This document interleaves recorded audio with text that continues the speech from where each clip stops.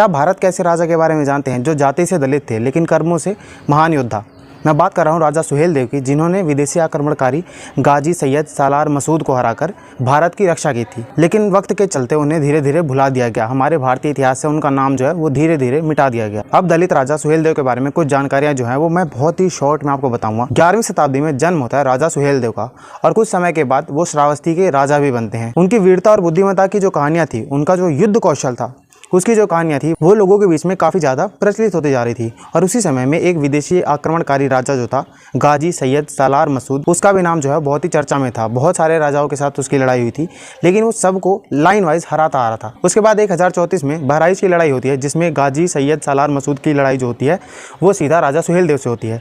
और राजा सुहेलदेव अपने युद्ध कौशल से और अपनी वीरता से गाजी सैयद सालार मसूद को हरा देते हैं। और ऐसा करके वो भारत के खजाने की रक्षा करते हैं, भारत की रक्षा करते हैं, भारत की मिट्टी की रक्षा करते हैं। लेकिन समय के साथ जैसे जैसे मुगल राजा जो है वो भारत में आए, उन्होंने धीरे धीरे जो भारतीय राजा थे जिन्होंने मुगलों को या फिर दूसरे विदेशी आक्रमणकारियों को हराया था, उनका नाम जो है वो धीरे धीरे खत्म करने लगे। और ठीक ऐसा ही हुआ राजा सुहेलदेव के साथ। लेकिन होती वही चीज़ें हैं कि आप किसी चीज़ को कितना ही छिपाओगे।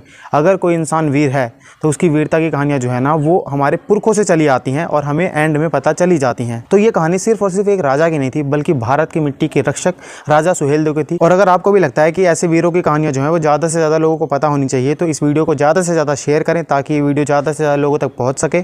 और अपना जो कमेंट है वो कमेंट सेक्शन में छोड़ना ना भूलें। धन्यवाद।